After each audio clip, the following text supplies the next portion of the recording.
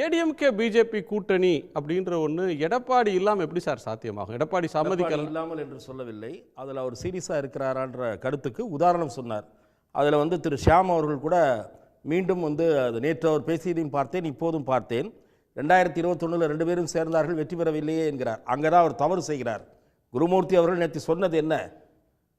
அமமுக 22 தொகுதிகளில் அதிமுகவின் தோல்விக்கு காரணமாக இருக்கிறது என்பது தரவுகள் மூலம் நிரூபிக்கப்பட்ட உண்மை. அதை திரு ஷியாம் உணரவில்லை.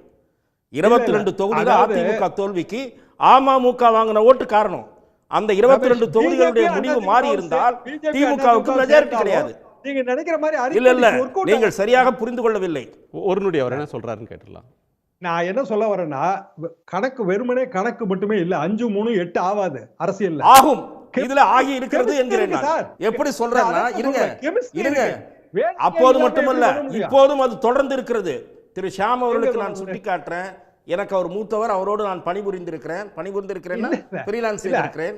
நான் அவருக்கு சொல்ல வந்தது 2021 சீட்டு கொடுத்து ஜெயிச்சாங்க. With due respect I want to deny என்னன்னா 2021 ரிசல்ட் 24 அதிமுகவுக்கு பிரதிபலித்து இருக்கிறது. தென் மாவட்டங்களில் அதிமுக கண்ட படுதோல்விக்கு ஒரு குறிப்பிட்ட சமுதாயத்தை ஒதுக்கி நடத்துகிற கட்சி என்பதுதான் காரணம். அதை நீங்கள் மறுக்க முடியாது. அமமுக 22 தொகுதிகளில் அதிமுகவின் தோல்விக்கு காரணமாக இருந்ததா இல்லையா? அதற்கு விடை சொல்லுங்கள். அது ஒன்று. இரண்டாவது, நாடாளுமன்ற அதே மாதிரி 7 நாடாளுமன்ற தொகுதிகளில் தென் மாவட்டங்களில் 5 தொகுதிகளில் டெபாசிட் இழந்ததா இல்லையா? அது ஏன்? அதற்கு நீங்க சொல்லுங்க. நான் சொல்றேன். அதாவது நீங்க எல்லாருமே என்ன நினைக்கிறீங்க அப்படின்னா, அமமுக ஓட்டும் அதிமுக ஓட்டும் சேர்ந்தா வெற்றி. அப்படி இல்ல. என்ன காரணம்னா, கட்சிக்குள்ள 1000 பிரச்சனை இருக்கு. இப்ப அமமுக என்கிற ஒரு கட்சி பிரிந்து போய் அல்லது டிடிவி தினகரன் பிரிந்து போய் அவர் மேல வந்து பல வெறுப்புகள், பல்வேறு காரணங்கள் இருக்கு. இப்போ உதாரணமாக பிஜேபி அதிமுக கூட்டணி கொங்கு மண்டலத்துல வந்து அது பெரிய வெற்றி பெற்று இருக்கணும்ல. எத்தனை சீட்டு கொடுத்தாங்க கொங்கு மண்டலத்துல? ஏன் வந்து வெறுமனே வந்து இந்த குறிப்பிட்ட எண்ணிக்கையிலான சீட்டுகள் மட்டும் கிடைச்சது? நீங்க இல்ல, நான் மறுக்கணும் சார். எல்முருகன், அண்ணாமலை போன்றவர்களே தோற்று போனதை சொல்றாரு. நான் ஒரு பாயிண்ட் வரேன் சார். உங்களுடைய கருத்து சேர்ந்து எங்க டிக்டேட் செய்கிறார்கள் சொல்றேன். ஒரு இருங்க வரேன்.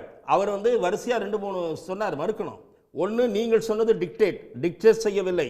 ஒரு பொலிட்டிக்கல் கமெண்டேட்டராக, பொலிட்டிக்கல் அப்சர்வராக ஒரு கமெண்ட் சொல்றாரு. இல்ல கமெண்ட் வேற. ஏன்னா அந்த கமெண்ட்க்கு ஃபேக்ட் பின்னாடி இருக்கு. இல்ல ஒரு பாயிண்ட் தோத்துறீங்க, மோசமா தோத்துறீங்க அதிமுக. இல்ல சார், ஏடிஎம்கே தோக்குது ஜெயிக்குது, அது அவங்க கட்சியோட சொந்த பிரச்சனை.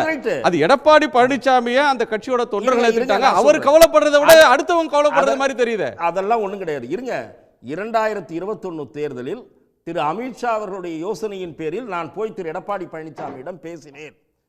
அவர் 18 எம்எல்ஏக்களை கையில் வைத்திருக்கிறார். யார்? திரு டிடிவி தினகரன். இரட்டை இலை சின்னத்தில் கூட போட்டியிட தயாராக இருக்கிறார். அதில் ஒரு 10 பேருக்கு கொடுங்கள் என்று சொன்னால் முடியாது என்று சொன்னார். என்னுடைய கையில் தரவு இருக்கிறது, நாங்கள் 130 இடங்களில் ஜெயிக்க போகிறோம், என்ன நாங்க போய் தோக்க போறோம் சொல்றீங்க என்று பிடிவாதமாக இருந்தார் என்று நடந்த உரையாடலை வெளிப்படுத்தினார். இது ஒரு பக்கம். இரண்டாவது, அண்ணன் வந்து ஷியாம் வந்து 2019 சார் 18 எம்எல்ஏ டிஸ்குவாலிஃபைடு எம்எல்ஏ. 2019 தேர்தலோட 22 இடைத்தேர்தல் வந்துருச்சு. அதுல 13 இடைத்தேர்தல் வந்து திமுக வெற்றி, 9 இடைத்தேர்தல் தான் அதிமுக வெற்றி. ஆனா டிடிவியோட 18 எம்எல்ஏவும் அதுல ஜெயிக்கல சார். ஜெயிக்கல. ஆனால் தென் மாவட்டங்களில் நீங்கள் பலத்த சரிவை சந்தித்திருக்கிறீர்கள். அது மறுக்க முடியாத உண்மை. இன்றும் அதே நிலைதான். சார். தவறா கைட் பண்ணாதீங்க. அதாவது 2021 அந்த ஃபண்டமெண்டல் क्वेश्चन அட்ரஸ் பண்ணாம அடுத்து ஒரு நிமிஷம் சார். எடப்பாடி பழனிசாமி தன்னிடம்தான் ஆர்பி உதயகுமார் இருக்கிறார், தன்னிடம்தான் செல்லூர் ராஜு இருக்கிறார் என்று பட்டியல் கொடுத்தார். அந்த செல்லூர் ராஜுவும் ஆர்பி உதயகுமாரும் இருக்கக்கூடிய மதுரை தொகுதியில் டெபாசிட் அவுட். இதுக்கு என்ன எக்ஸ்பிளனேஷன்? அதிமுக எம்ஜிஆர் ஒரே ஒரு சின்ன கேள்விதான். 2021 பிஜேபி அதிமுக கூட்டணியில எத்தனை சீட் பெற்றது, எந்தெந்த பகுதிகளில் பெற்றது, எத்தனை சீட் ஜெயிச்சது? சார் நான் தான் சொல்றேன். இப்போதும் அதே கருத்து. திராவிட முன்னேற்ற கழக கூட்டணி மிக வலிமையாக அதை in spite of difference of opinion they are keeping their alliance intact. அப்படி இருக்கிற நேரத்தில் அந்த அணியை வீழ்த்த வேண்டும் என்றால் இது செய்ய வேண்டும் என்று ஒரு யோசனை சொல்லுகிறார். இது ஒரு பக்கம். இன்னொன்று சார், அவருக்கு வேற இப்ப நான் இன்னொரு ஒரு எதிர்வாதம் வைக்கிறேன். அவருக்கு வந்து திரு எடப்பாடி பழனிசாமி அவர்கள் கூட்டணிக்கு எதிராக பேசல. அவர் என்ன சொல்லிருக்காரு, அவரோட கட்சியும் சரி அவரும் சரி, ஒரு திமுக கூட்டணியை வீழ்த்துற அளவுக்கு வலிமையான கூட்டணியை நாங்க அமைப்போம், ஆனா பிஜேபியோட சேர மாட்டோம்ன்றாங்க. சொல்லுங்க. ஆனா எங்க மாவட்ட செயலாளர்கள் தொண்டர்கள் அது விரும்பல அப்படின்றாங்க.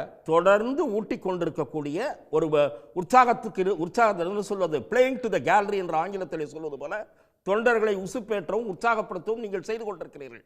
ஆனால் இதை திரு ஜெயக்குமார் திரும்ப திரும்ப கூறிக்கொண்டிருந்தார். பாருங்க 2024 இதோ வருதுன்னு குடுகுடுப்புக்கார மாதிரி சொல்லிட்டு இருந்தார். நடந்ததா என்று நான் கேட்டேன். நடந்ததா? நடக்கல. இது விடுங்க. திரு ஷாம் அவர்களுக்கு முக்கியமான மறுப்பை சொல்ல வேண்டும். ஏனென்றால் பத்திரிகை பற்றி சொல்லியிருக்கிற காரணத்தால் நான் அந்த பத்திரிகையின் பிரதிநிதியாக இருக்கேன். பத்திரிகை பெரும்பாலான நேரங்களில் மக்கள் கண்ணோட்டத்தை பிரதிபலிக்கல என்றாரு. நான் அதை முற்றிலும் நிராகரிக்கிறேன்.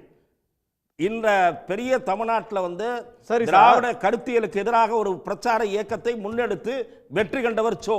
அதே மாதிரி தேர்தல் அரசியலில் கூட்டணி வியூகங்களை மாற்றி வெற்றி காட்டி இருக்கிறார்.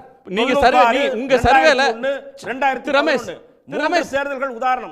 ரமேஷ் என்ன பார்த்து பேசுங்க. இந்த பார்லிமெண்ட் எலெக்ஷன் இருக்குல்ல, நடந்து முடிஞ்ச பார்லிமெண்ட் எலெக்ஷன்ல உங்க பிரெடிக்ஷன் என்னவா இருந்தது?